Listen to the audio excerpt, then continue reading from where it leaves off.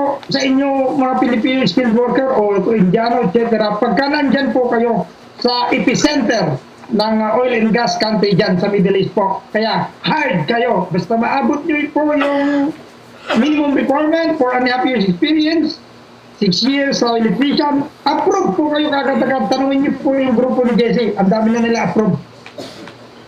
Ano pa po? Yung Mr. Aranan, ano po pakiulit po? Pero po pang silang points of clarification po.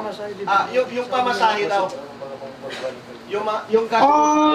Yung pamasahe po, Mr. Aranan, sinabi namin po kanina na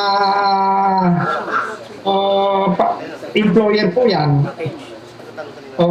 Sinabi po namin kanina po, yung accommodation, 5-star hotel, 5-star restaurant, and 5-star hotel-like accommodation, libre. Sa employer po yan.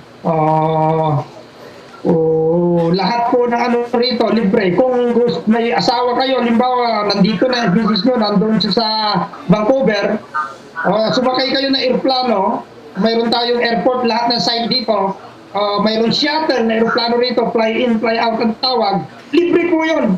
Libre. Kahit nandun sa Montreal, libre, back and forth. Libre po yun.